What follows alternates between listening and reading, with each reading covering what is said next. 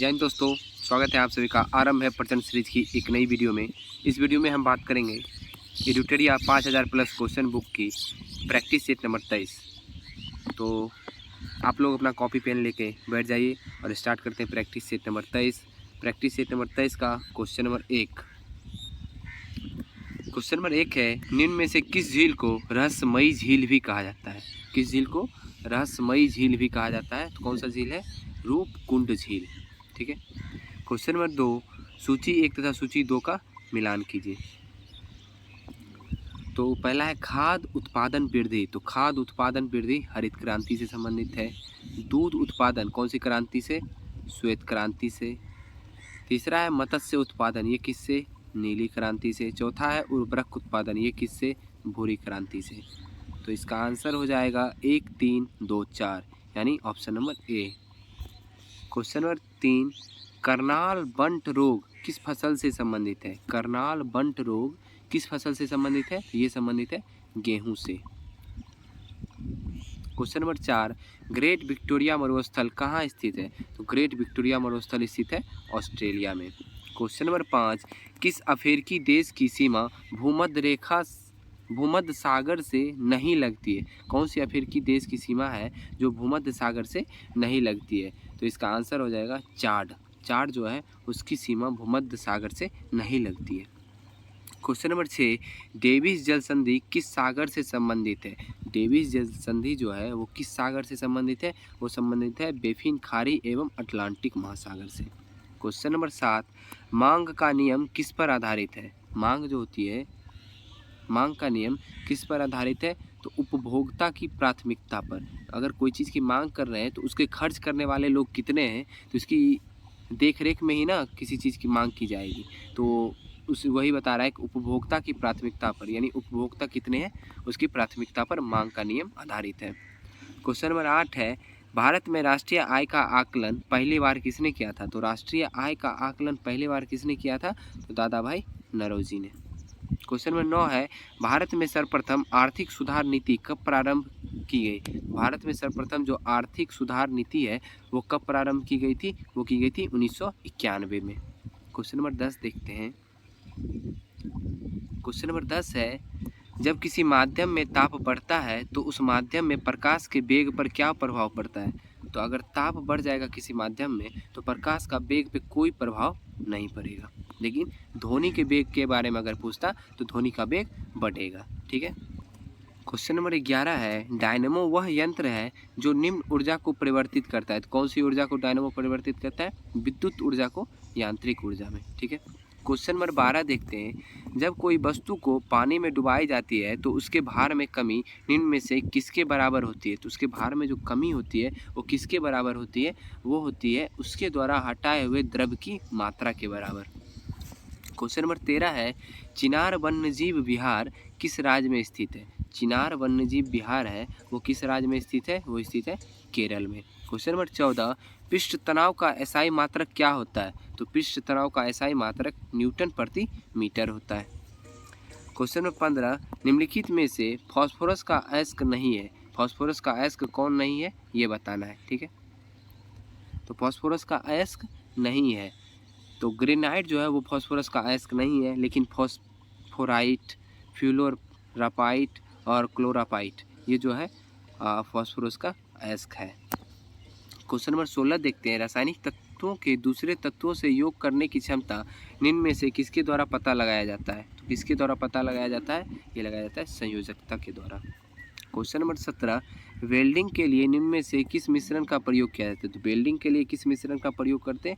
Iron oxide एवं aluminium का। Question number 18, washing soda निम्नलिखित में से किसका सामान्य नाम है? तो वॉशिंग सोडा किसका सामान्य नाम है? सोडियम कार्बोनेट का। क्वेश्चन नंबर 19 देखते हैं, धब्बा रहित लोहा बनाने के लिए लोहा के साथ प्रयुक्त होने वाला महत्वपूर्ण धातु तत्व निम्नलिखित में से कौन सा है? अगर धब्बा रहित लोहा बनाना हो तो कौन सा तत्व को उसमें मिश्रण करेंगे लोहा के साथ? तो मिश्रण करेंगे क्रोमियम को। क्वेश्चन नंबर 20 है, सोडियम क्लोराइड में उपस्थित कौन सी अशुद्धता नमी सोखती है? कौन सी अशुद्धता है जो सोडियम क्लोराइड में उपस्थित होती है तो नमी को सोखती है? तो अशुद्धता है मैग्नीशियम क्लोराइड। क्वेश्चन नंबर 21, एक घोल किसका कोलाइडी बिलियन होता है? एक घोल किसका कोलाइडी बिलियन होता है? तो वो होता है द्रव में द्रव का। क्वेश्चन नंबर 22, हाइपरटेंशन शब्द निम्न में से किसके लिए प्रयोग किया जाता है? तो हाइपरटेंशन किसके लिए प्रयोग किया जाता है? रक्तचाप बढ़ने के लिए। क्वेश्चन नंबर 23, अल्जाइमर रोग से मानव शरीर का कौन सा भाग या अंग प्रभावित होता है? तो कौन सा अंग प्रभावित होता है? ये प्रभावित होता है मस्तिष्क अल्जाइमर से। क्वेश्चन नंबर 24, मानव मस्तिष्क का कौन सा अंग निगलने और उगलने नियामक केंद्र है? तो कौन सा अंग है? मेडुला ऑब्लोगेंटा। ठीक है। क्वेश्चन नंबर 25, जोर पर यूरिक एसिड क्रिस्टलों का एकत्र हो जाना कारण है? किसका कारण है? अगर किसी जोर पर यूरिक एसिड के क्रिस्टल का एकत्रित हो जाता है तो किसका कारण है? तो ये हो जाएगा गठिया। उसी वजह से गठिया हो जाती है और उस जोर पे दर्द करने लगता है। क्वेश्चन नंबर 26, रक्त में श्वेत कणों का मुख्य प्रयोजन क्या है? तो श्वेत कणों का मुख्य प्रयोजन क्या है? संक्रमण से संघर्ष करना। ठीक है। क्वेश्चन नंबर 27 है, निम्नलिखित में से कौन मालवेसी कुल का पौधा नहीं है? तो मालवेसी कुल का पौधा नहीं है, ये बताना है। तो कपास तो मालवेसी कुल का है, भिंडी भी है, गुड़हल भी है, यानी सरसों जो है वो मालवेसी कुल का पौधा नहीं है। इसका आंसर हो जाएगा option number B. Question number 28 देखते हैं, निम्नलिखित में से लोदी राजवंश के संस्थापक कौन थे? तो लोदी राजवंश के संस्थापक कौन थे? बहलोल लोदी। क्वेश्चन नंबर 29, सुमेलित करना है। पहला है पेशवा, तो पेशवा कहाँ से संबंधित थे? पूना से। दूसरा है भोसले, ये कहाँ से? नागपुर से। होलकर इंदौर से। गायकवाड़ बड़ौदा से। यानी 3 4 1 2। तो इसका आंसर हो जाएगा option number 3 4 1 2, option number A. Question number 30 है, मध्ययुगीन महाकाव्य पद्मावत किसने लिखा था? तो मध्ययुगीन महाकाव्य जो पद्मावत है वो किसने लिखा था? वो लिखे थे मलिक मोहम्मद जायसी। क्वेश्चन नंबर 31, दिल्ली में हुमायूं का मकबरा किसने बनाया था? तो हुमायूं का मकबरा जो था वो किसने बनाया था? हाजी बेगम। क्वेश्चन नंबर 32, विजयनगर राजाओं ने निम्नलिखित में से किस देवता के नाम पर शासन किया था? कौन से देवता के नाम पे? विरूपक्ष देवता। विदेशी यात्री डायमेकस निम्नलिखित में से किसके दरबार में आया था? तो डायमेकस किसके दरबार में? बिंदुसार के दरबार में। क्वेश्चन नंबर 34, गुप्तकाल में सर्वाधिक महत्वपूर्ण व्यापारिक केंद्र था? गुप्तकाल के समय सर्वाधिक महत्वपूर्ण केंद्र था व्यापार के लिए उज्जैन। क्वेश्चन नंबर 35, एलोरा का प्रसिद्ध कैलाश मंदिर का निर्माण किस शासक ने करवाया था? कृष्ण प्रथम ने करवाया था। ये मैं पिछली कई सेट में बता चुका हूँ। क्वेश्चन नंबर 36, भारत का व्यापारिक संबंध सबसे पहले किस यूरोपीय देश से था? तो ये आपको भी पता होगा, पुर्तगाल से था। तो पुर्तगाली प्रथम बार भारत कब आए थे? 1498 में। कौन आए थे? Vasco D gamma. ठीक है। क्वेश्चन नंबर 37, निम्नलिखित में से भारत का प्रथम वायसराय कौन था? भारत का प्रथम वायसराय पूछ रहा है तो हो जाएगा लॉर्ड कैनिंग। क्वेश्चन नंबर 38, फ्रांसीसी दक्कन में शक्ति स्थापित करने में क्यों असफल रहे थे? क्योंकि वहाँ की जो अंग्रेजी सेना थी वो बहुत शक्तिशाली थी। क्वेश्चन नंबर 39, स्वराज मेरा जन्मसिद्ध अधिकार है और मैं इसे लेकर रहूंगा, तिलक ने यह कथन कांग्रेस के किस अधिवेशन में व्यक्त किया था? तो कौन सा अधिवेशन था? वो अधिवेशन था लखनऊ अधिवेशन 1916। क्वेश्चन नंबर 40 देखते हैं। क्वेश्चन नंबर 40 है, महात्मा गांधी द्वारा दक्षिण अफ्रीका में प्रकाशित की गई पत्रिका का क्या नाम था? जो दक्षिण अफ्रीका में महात्मा गांधी पत्रिका प्रकाशित किए थे उसका नाम था इंडियन ओपिनियन। क्वेश्चन नंबर 41 है, संविधान सभा की प्रमुख समितियों में अल्पसंख्यक उप समिति के उद्देश्य थे? तो क्या थे? एससी मुखर्जी थे। कौन थे? अल्पसंख्यक उप समिति के अध्यक्ष एससी मुखर्जी। क्वेश्चन नंबर 42, मिलान करना है भाग से। नागरिकता, तो नागरिकता किससे संबंधित है? तो नागरिकता संबंधित है भाग 2 से। और पंचायत किससे संबंधित है? तो पंचायत संबंधित है भाग 9 से। राजभाषा किससे संबंधित है? राजभाषा भाग 17 से। सहकारी समिति भाग 9 का ख से। तो इसका आंसर हो जाएगा 1 4 2 3, option number C. Question number 43 देखते हैं, निम्नलिखित में से किस अनुच्छेद में यह वर्णित है कि कोई भी भारतीय नागरिक किसी अन्य देश से बिना राष्ट्रपति के आज्ञा के कोई उपाधि स्वीकार नहीं कर सकता है? तो कौन सा अनुच्छेद में वर्णित है? अनुच्छेद 18। क्वेश्चन नंबर 44, मौलिक अधिकार के संबंध में निम्न में से कौन सा कथन सही नहीं है? मौलिक अधिकार के संबंध में कौन सा कथन सही नहीं है ये बताना है, तो ऑप्शन पढ़ना पड़ेगा। यह अधिकार नागरिक को स्वतः प्राप्त हो जाता है, सही है।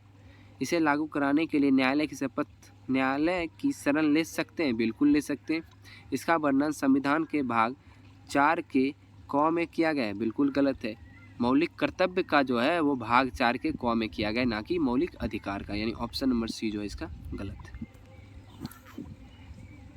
क्वेश्चन 45 है, निम्न में से कौन सा विषय राज्य सूची के अंतर्गत नहीं आता है? तो राज्य सूची के अंतर्गत कौन सा विषय नहीं आता है वो बताना है, ठीक है। कारागार आता है, स्थानीय शासन आता है, लोक स्वास्थ्य भी आता है, लेकिन समाचार पत्र ये राज्य सूची के अंतर्गत नहीं आता है। क्वेश्चन नंबर 46, सर्वोच्च न्यायालय में प्रयुक्त होने वाली भाषा है, कौन कौन सी भाषा है सर्वोच्च न्यायालय में प्रयुक्त होने वाली? तो ये है अंग्रेजी भाषा।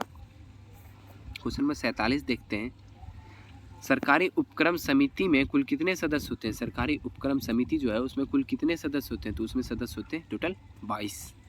क्वेश्चन नंबर 48, किस संविधान संशोधन द्वारा राष्ट्रीय आपातकाल अनुच्छेद 352 के अधीन उद्घोषणा संपूर्ण भारत में या उसके किसी भाग में की जा सकती है? तो ये कौन सी संविधान संशोधन के तहत ये लागू किया गया था? तो ये लागू किया गया 44वां संविधान संशोधन 1978 के तहत। क्वेश्चन नंबर 49 है, 1946 ईस्वी में गठित अंतरिम सरकार में डॉक्टर राजेंद्र प्रसाद ने कौन सा विभाग संभाला था? 1946 ईस्वी में गठित अंतरिम सरकार में राजेंद्र प्रसाद कौन से विभाग संभाले थे? वो संभाले थे खाद्य एवं कृषि विभाग। क्वेश्चन नंबर 50 है, निम्न में से किस पंचवर्षीय योजना का लक्ष्य तीव्रतम एवं सामाजिक विकास था? तो कौन सी पंचवर्षीय योजना थी?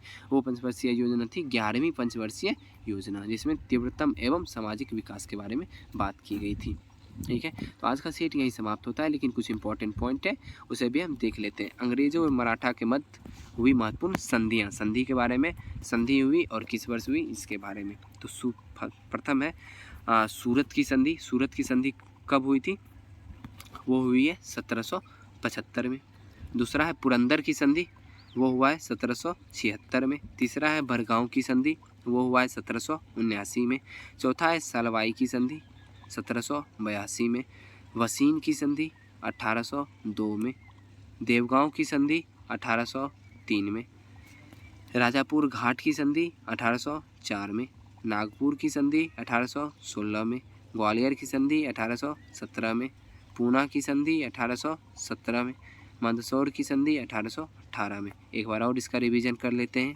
सूरत की संधि कब हुई थी? 1775 में। पुरंदर की संधि कब हुई थी? 1776 में। बरगांव की संधि कब हुई थी? 1779 में। सालवाई की संधि कब हुई थी? 1782 में।